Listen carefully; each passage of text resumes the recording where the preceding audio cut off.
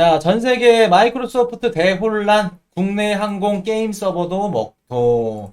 자, 이렇게 보시면은 저번 주에 전 세계 거의 뭐 초유의 사태라고 해야 될까? 굉장히 좀 이례적인 사태가 벌어졌죠. 전 세계 IT 시스템이 마비가 됐습니다. 그래서 마이크로소프트 요거 보안 관련해가지고 요게 좀 문제가 있었는데, 그 사이버 보안 업체가 이제 보자. 사이버 보안 업체 얘네들 이름이 크라우드 스트라이크라고 해요. 얘네들이 뭐 마이크로소프트 윈도우와 충돌하면서 거의 한 850만 대의 그 인터넷이 비트코인 한다. 죄송합니다. 컴퓨터가 블루 스크린 뜨죠. 이렇게 파란 색깔로 이렇게 떴다는 겁니다.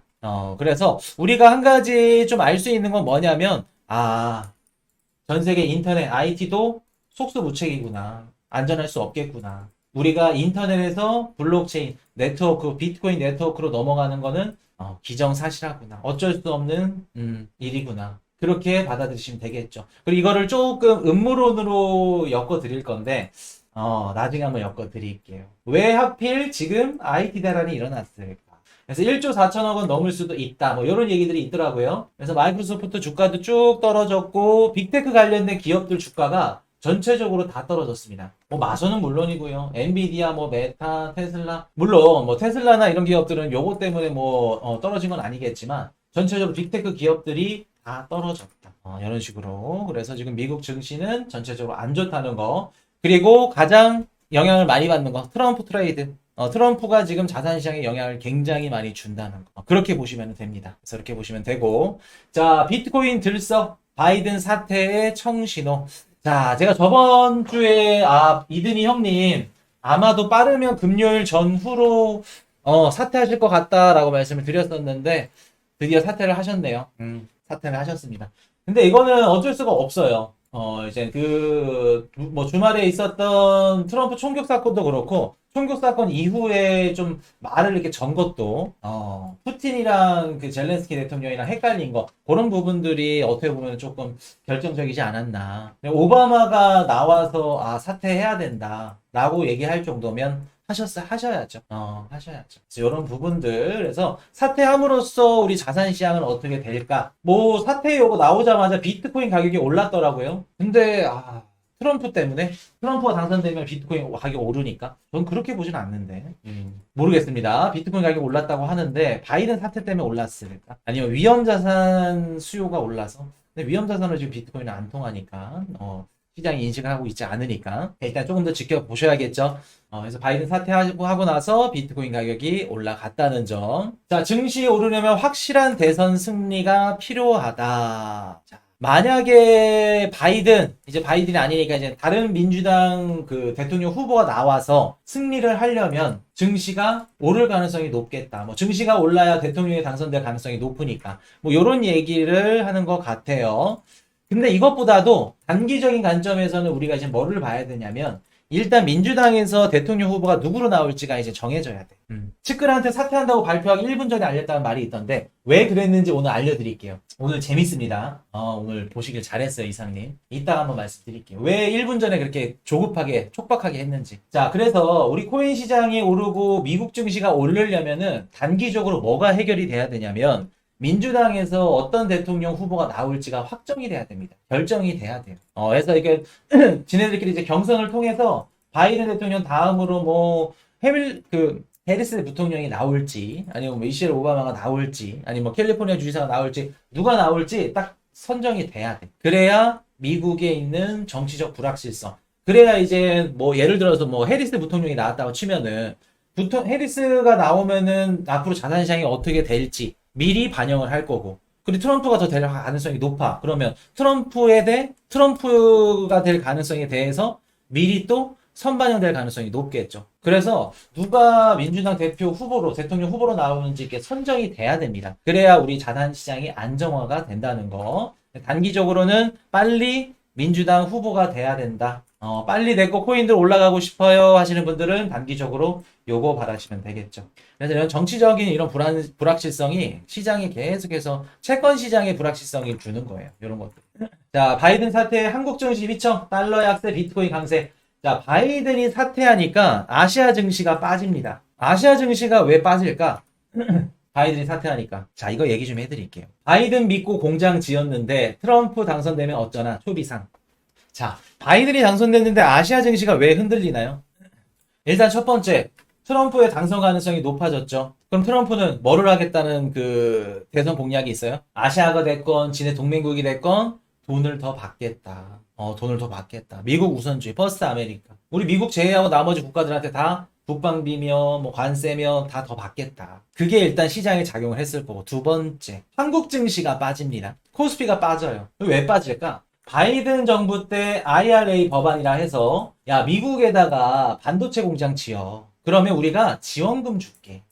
반도체 미국에다 지어. 공장 다 짓고 미국에서 해. 우리가 지원금 줄게. 근데 트럼프가 당선이 되면 가장 먼저 할 게 뭘까? 가장 먼저 한다고 그 선언했던 게 IRA 법안 요거 없애겠다. 지원금 주는 거 축소하겠다. 우리가 왜 줘야 되냐? 그러면 어떻게 돼요? 삼성이나 SK나 이런 기업들 바이든 얘기만 듣고 미국에다 지금 공장을 짓고 있는 이런 기업들 현대 뭐 이런 애들 야 트럼프 들어서면 이거 지원금 못 받는 거 아니야? 그러면서 코스피 주가가 쭉 빠집니다. 자, 근데 저는 지금 당장은 당연히 시장 투자자들이 지금 당장 눈앞에 있는 것만 바라보니까 빠질 수 있다고 생각이 들어요.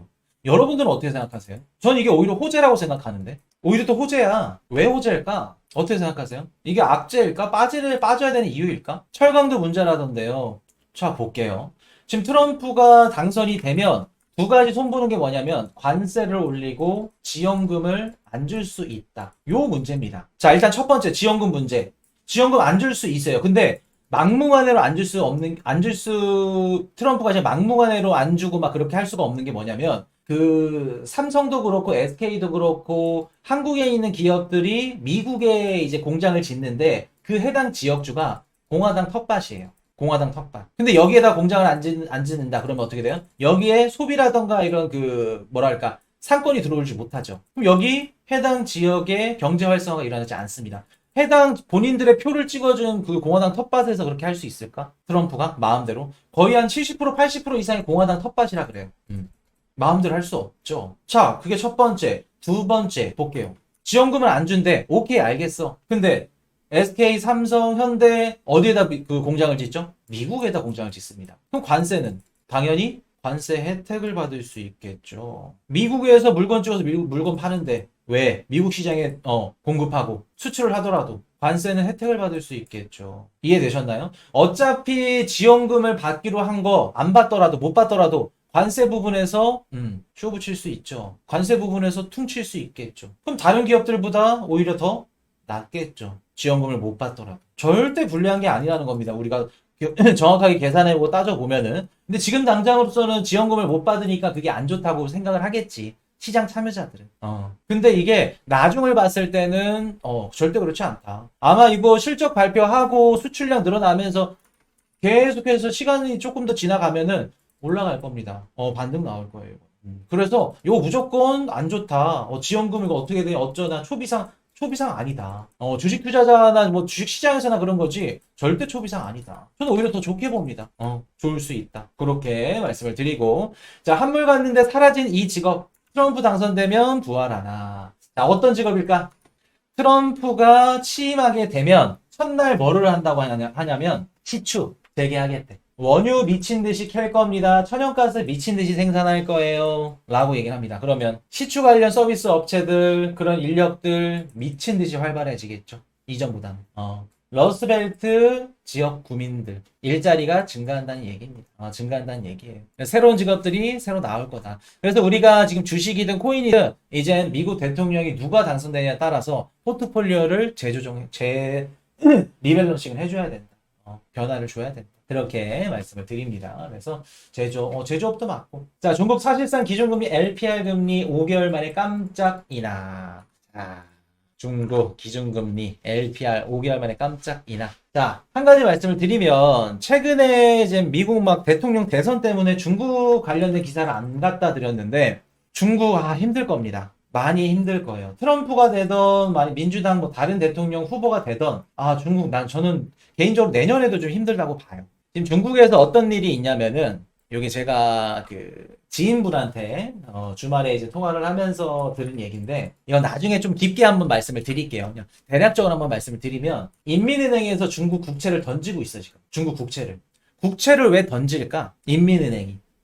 한 국가의 중앙은행이 지네들이 찍은 중국 국채를 시장에 던져. 가격이 떨어지고 있어. 왜 그럴까? 이유 아시는 분? 중국이 지금 그만큼 힘듭니다. 자, 볼게요. 그동안 중국이 뭐 양해 때도 그렇고 돈을 풀어. 국채를 찍어서 위안화, 런민비를 시장에 풀었어. 유동성을 공급해줬는데, 자, 유동성 공급해주면 은행한테 가겠죠? 아니면 뭐 상업은행 뭐 기관들, 얘네들한테 갈 건데, 얘네들이 돈을 풀었어. 풀어주면은 얘네들이 뭐 부동산에 투자를 하던가, 아니면 건축을 뭐 짓던가, 아니 국민들한테 나 뭐 이렇게, 유통을 해가지고 소비를 할 수 있게끔 소비를 장려시키고 경제 성장률을 끌어올리고 부동산 가격을 끌어올려야 되는데 얘네들이 뭐를 해요? 돈을 풀어줬더니 지네들도 알아. 밑 빠진 독에 물 붓기라는 거. 일단 지방에 있는 이런 정부 기관들이 부채가 너무 많고 어차피 안 된다는 거 알아. 그래서 중국 정부에서 돈을 준 것들을 다 뭐를 샀다? 국채를 매수합니다. 중국 국채를. 안전하게. 그랬더니 국채 가격이 오르면서 금리가 떨어지죠. 이랬더니 어떻게 돼? 인민은행이 야 너네 부동산 사고 소비시장 활성화시키고 그랬더니 중국 국채 샀어? 오케이 너네 한번 해보자. 인민은행이 중국 국채를 던지기 시작합니다. 던지기 시작해요. 그래서 국채 가격 떨어지면서 얘네들이 국채를 못 사게끔 하는 겁니다. 이해되셨어요? 지금 중국이 미국이 금리를 내리지 않아서 돈을 못 찍습니다. 위안화를 못 풀고 있습니다. 그것도 맞지만 지금 당장 중국이 돈을 풀면 어떻게 될까? 그 돈이 소비시장, 부동산시장, 경제 활성화에 쓰여야 되는데 중국 국채 아니면 그냥 금고에 쟁여놔 그런 식으로 들어갈 수 있다는 겁니다. 그래서 이런 그 디테일한 계획 없이는 중국이 아무리 돈을 풀고 LPR 금리를 내리더라도 경제 성장률이 회복을 못하고 있는 겁니다. 회복을 못하는 거예요. 이런 식으로. 그렇기 때문에 지금 중국은 첩첩산중이다. 굉장히 힘들다.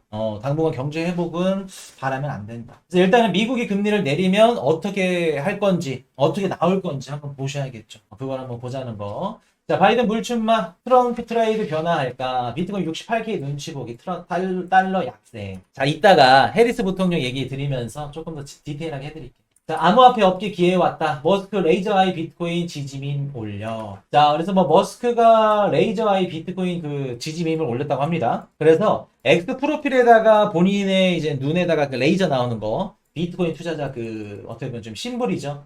그거를 올렸다고 합니다.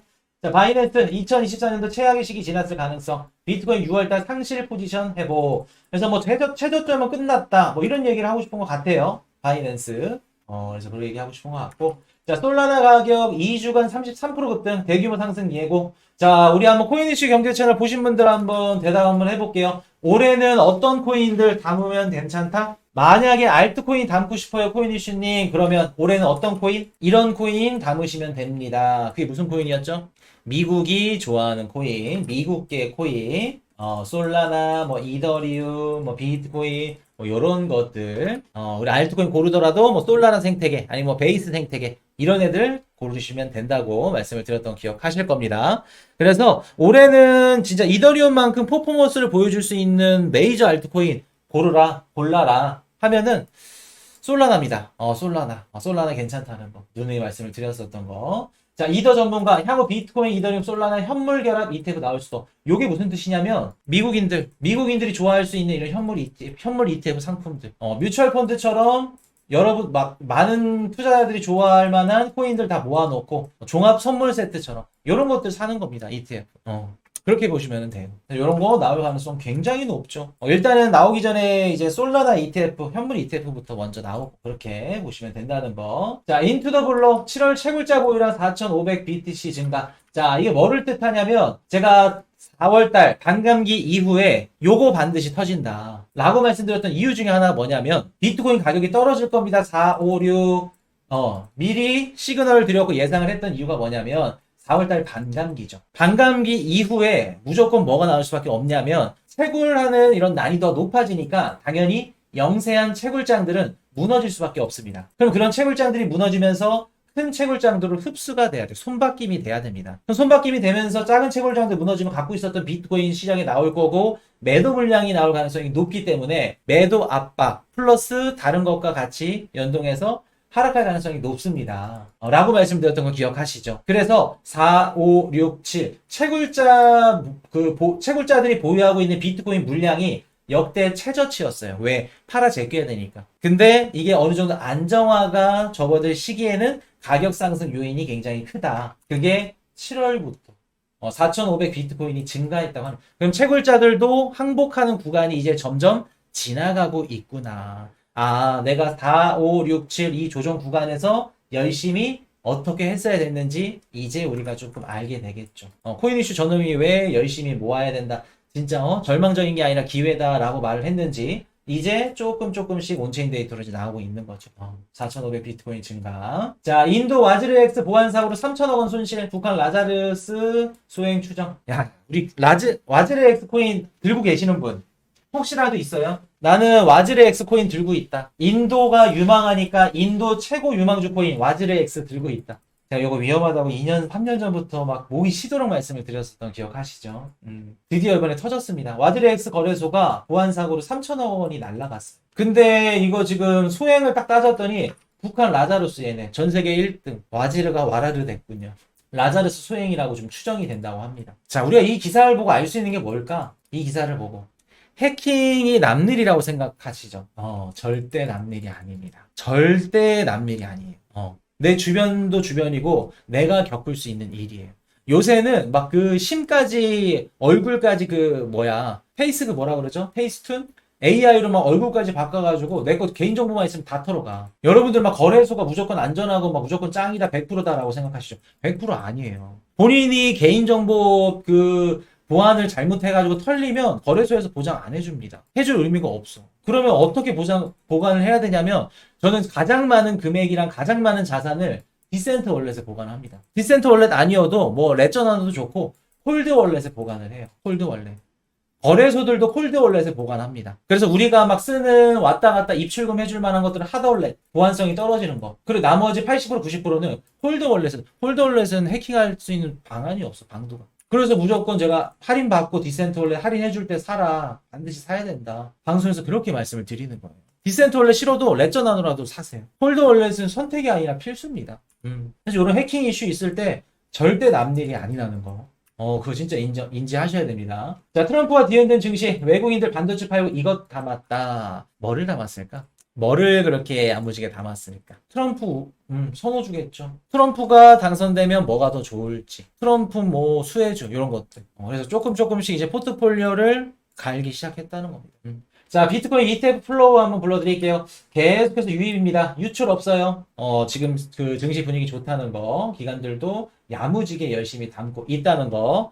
자, 7월 24일 미국 신규 주택 판매 발표되고요. 25일날 GDP 발표됩니다. 아마 예상치보다 이거 더 높아질 것 같아요. 지금 기관들이 예상하는 거면 1.6, 7 이렇게 얘기하는데 높아져도 이상하지 않습니다. 2분기는 충분히 소비가 괜찮기 때문에 비슷하게 나오던가 높던가. 우리 신규 실업상 청구 건수 굳이 걱정 안 됩니다. 근원개인 소비지수 PCE 중요하죠. 근데 이것도 낮게 나올 가능성이 높습니다. 당분간 발표되는 미국의 소비자 물가지수, PCE 지표 괜찮아 보인다는 거. 유로존 CPI, 그리고 8월 1일 날 연준 금리 결정이 있습니다. 연준이 금리 결정하는데 동결이겠죠? 동결인데 9월달에 인하할지 안 할지 힌트를 줄 겁니다. 그거 보셔야 되고요. 잭슨홀 미팅. 그리고 8월 2일 날 비노공치고 이거 굉장히 중요하죠. 요때 시장의 변동성이 좀 있을 수 있어요. 8월 초 굉장히 중요하다는 거. 8월 9일 날 중국 PPI 발표되면 8월 달까지는 끝납니다. 자, 뭐 또 빠진 거 있나 한번 말씀드리고 넘어갈게요. 자, 이번 주 중요한 데이터 뭐가 있냐? PCE 지표. 자, 어디 있어? 근원개인 소비지출 26일 날 요거 발표되죠. 요거 중요하고 GDP도 중요합니다. 요거 두 개 중요하게 보시면 되고, 그리고 빅테크 기업들 실적 발표가 있어요.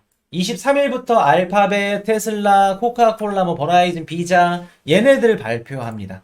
얘네들이 이제 중요한 게 이제 미국 증시에도 영향을 주는 애들이니까 빅테크 기업들 얘네 실적 굉장히 중요하다는 거. 그래서 실적은 걱정은 따로 안 해요. 엔비디아도 그렇고 좋게 발표될 걸로 예상합니다. 실적은 좋게 나올 거라는 거.